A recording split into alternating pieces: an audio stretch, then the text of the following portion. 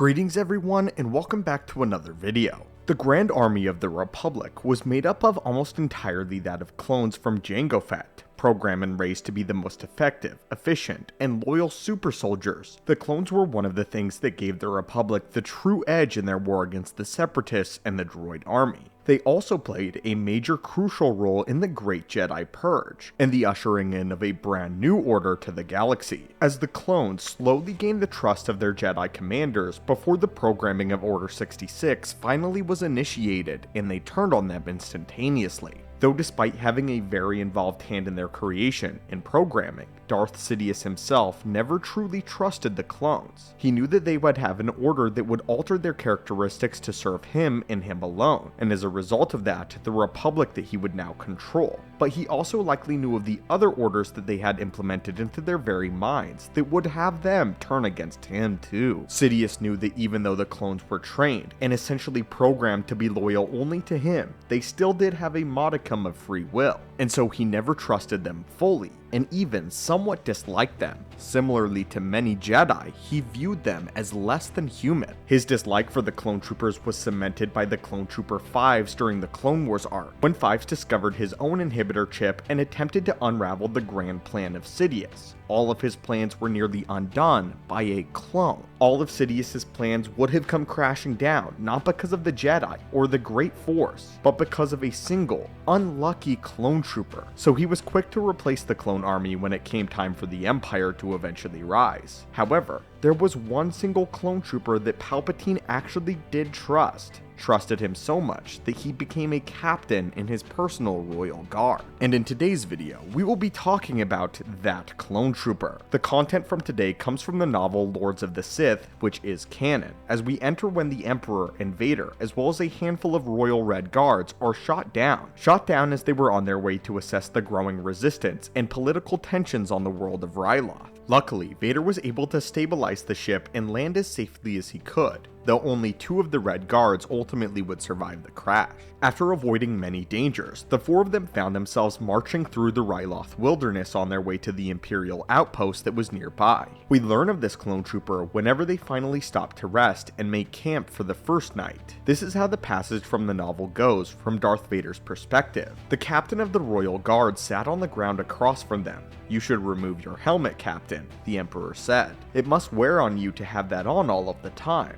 "Thank you, my Emperor," the captain said. He then removed his helmet to reveal a mind-familiar face to Vader, the scarred face of a clone trooper. The features, an echo of so many faces from Darth Vader's past. Rex, Cody, Fives, Echo. The roster of names moved through Vader's mind. Each of them a trigger for a memory. Each of them a ghost from his past. It is fascinating to me that a clone would have made it as far as he did within the ranks of the Empire, especially excelling to the position of captain amongst the Red Royal Guard. The Imperial Red Guard was a prestigious organization that trained their members exclusively to be the best. In the comic Crimson Empire, we get a flashback of what training was like to be an Imperial Royal Guard at the Academy on the planet of Incor. In the flashback, we see exactly 43 trainees present. Yet in the end, only one of them would actually graduate and become a part of the Royal Guard. These guards were instilled with absolute zealous loyalty to their Emperor, so much so that they would only obey him and would not even take orders from Vader, unless the Emperor directly gave them the go-ahead to do so. The Red Guard were also no normal soldiers. They were trained in what is known as the Echani martial arts, which was a system of combat that turned the person's body into a living weapon, and is also said to be able to perfectly counter a Force user. The Red Guard trainees were honed into becoming superhuman, with nothing else but pure skill within their bones. Despite the fact that many of them were non-Force sensitive, they fought as if they were.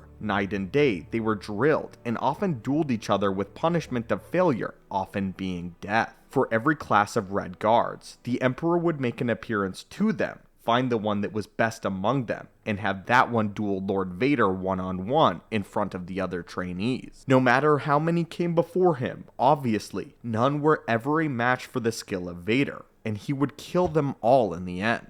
This was to prove a point and to show them that even their best was not good enough, and to protect the Emperor meant that they had to become better than any opponent. And if the best among their ranks was asked to die, they would die. In the very end, the two that remained in the top of the class were brought before the Emperor and forced to fight until victory, a fight to the death. The one who won the duel must execute the other, foregoing all friendship or bonds they would have made along the way in exchange for complete loyalty to one, Emperor Palpatine. This loyalty was in fact rewarded, as the Emperor often treated each of his Red Guards with respect and even a modicum of kindness, though if they ever fell behind, he would not hesitate to have them killed by one of their brothers in arms. As we saw in the passage, Sidious invited the captain to remove his helmet, commenting that it must be very weary. The captain quickly and graciously obliged him, not wanting to reject or take the Emperor's generosity for granted. Even when the Emperor made his appearance to the trainees at the academy, they all knelt before him, and he insisted that they stand, telling them that he would like to speak with those who gave up so much for loyalty to him alone, and praised them by telling them that their sacrifice honored him. By showing these small gestures of respect, it garnered even more of an undying loyalty to their one emperor. When the Empire fell, the news of the Emperor's death reached the ears of the Red Guard. Many of them committed suicide as a result of this, as they felt that they had failed him. Others continued to fight on for the cause of the Empire. This clone captain of the Red Guard survived until the very end of the book, faithfully serving the Emperor along the way, as not much is known about what happened to him afterwards. Though I suspect that the captain was kept very close to Sidious, as he and the other guard were one of the only guards who actually saw Sidious use his lightsaber as well as the Force. Some of the few individuals that Darth Sidious trusted with the information that he was in fact a Sith Lord. Sidious trusted them so much that he allowed them to see him for what he truly was without fear of them taking anything from it, or telling anyone about it ever, even discussing it amongst each other. This is also Palpatine's kindest gesture towards a clone that we've ever seen in the entirety of nearly all of Star Wars lore, legends included. Again though, this is canon,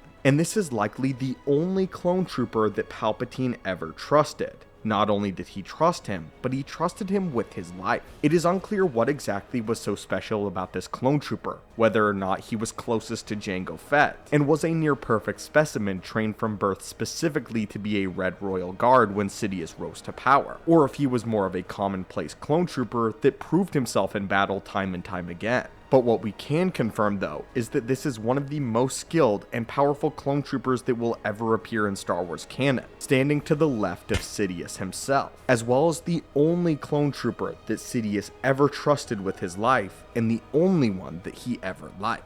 But anyway, students of the Force, what are your thoughts on this? And what are your thoughts on this single clone captain that is never named, but is in fact a member of Sidious's Red Guard? As always, my friends, thank you so much for watching and supporting the channel. May the Force be with you, and I will hopefully see you in another video.